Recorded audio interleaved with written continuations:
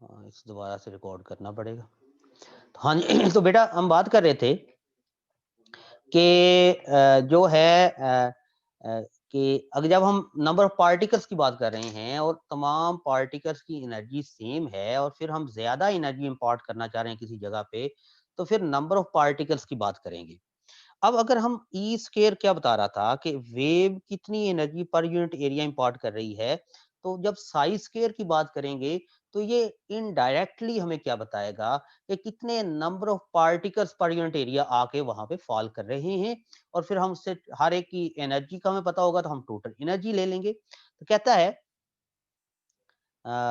है कि ईच यहाँ पे on the second picture this rate is proportional to the average number of photons per unit volume of the beam psi square क्या होगा average number of photon per unit volume each photon have energy h nu हर एक की energy एक same energy है और वो कितने photons आके फॉल कर रहे हैं we say see here a connection between wave and particle picture of the radiation namely the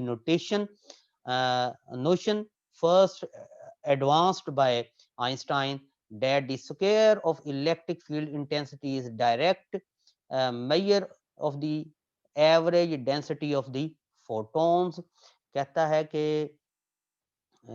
फिर इससे हमें डायरेक्टली एक जो आइडिया मिलता है कि अगर हम इलेक्ट्रिक फील्ड जो उसका एम्पलीट्यूड है उसका हम स्केयर ले लेंगे तो वो हमें डायरेक्टली नंबर ऑफ फोटॉन्स के बारे में, क्योंकि आइंस्टाइन ने तो ये कहा था ना कि जो लाइट है ये बंडल ऑफ एनर्जीज हैं, पैकेट्स ऑफ एनर्जीज हैं, मीन समझ लीजिए पार्टिकल्स हैं, photons just like a particle. तो अगर हम ई स्केयर लेंगे तो वो हमें फोटॉन्स की नंबर डेंसिटी के बारे में बताएंगे। नंबर डेंसिटी से मुराद है number of photons per unit volume.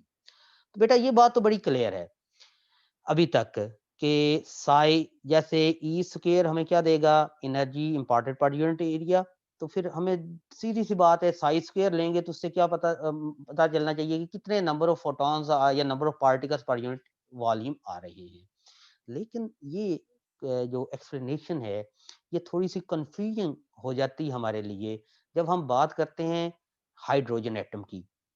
अब हाइड्रोजन एटम में तो बेटा एक ही इलेक्ट्रॉन है। अब हाइड्रोजन एटम के एक इलेक्ट्रॉन का जो वेव फंक्शन है उसका स्क्वायर लेंगे तो उससे क्या हम मुराद लेंगे, नंबर ऑफ इलेक्ट्रॉन्स पर यूनिट वॉल्यूम। तो वहां पे तो इलेक्ट्रॉन है ही नहीं, एक ही इलेक्ट्रॉन है, तो नंबर ऑफ इलेक्ट्रॉन्स पर यूनिट वॉल्यूम वहां पे लेने से क्या मुराद है। इसके मतलब जब हम इस तरह पे सोचेंगे तो हमारे लिए बड़ा मुश्किल हो जाएगा उसे इंटरप्रेट करना। देन फिर क्या हुआ कि बेटा Max Born proposed that wave function psi for a beam of particle be interpreted in in the same way, namely that the square is a direct measure of the average density of the particles in the beam। तो max born ने क्या कहा था कि जो square of the wave function है वो direct measurement है average number of particles inside the beam. लेकिन ये तो उस वक्त था जब ज्यादा पार्टिकल्स आ रहे थे, लेकिन जब सिंगल पार्टिकल आ रहा है देन हम क्या करेंगे। तो बेटा कहता है कि born propose that in such cases we should interpret the square of the wave function at any point as the probability density that the particle will be at a specific point।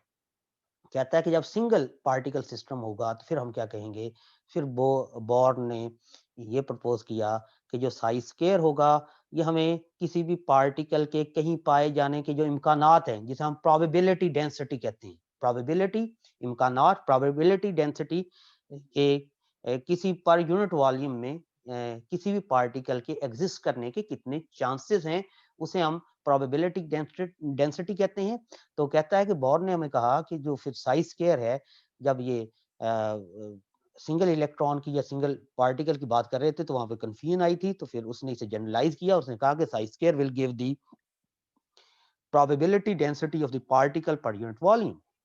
और अगर आपने number of particles find out करने हैं तो इसका मतलब है कि साई स्क्वायर को अगर मैं लिखूं, बेटा ये चीजें मुश्किल हैं, इन्हें आप लोग गौर से देखेंगे। साई स्क्वायर क्या होगा, number of particles per unit volume n से, और नंबर ऑफ पार्टिकल्स निकालने हो तो क्या करोगे, साई स्क्वायर को dv से मल्टीप्लाई कर दोगे, साई स्क्वायर को dv से मल्टीप्लाई कर दोगे तो कितने जो प्रोबेबिलिटी डेंसिटी है, जो टोटल प्रोबेबिलिटी है p, इसे p कह लो या n कह लो, चलें p कह देते हैं क्योंकि हम प्रोबेबिलिटी डेंसिटी की बात कर रहे हैं।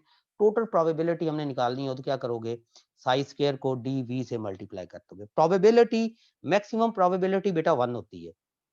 अगर किसी चीज की प्रोबेबिलिटी 1 हो जाए उसका मतलब है 100% इम्कानात हैं, और अगर प्रोबेबिलिटी 0 हो जाए तो वहां पर जैसे हम एग्जिस्टेंस की प्रोबेबिलिटी की बात करें कि अगर वो 0 हो जाए तो इसका मतलब वहां पर इलेक्ट्रॉन नहीं पाया जा सकता।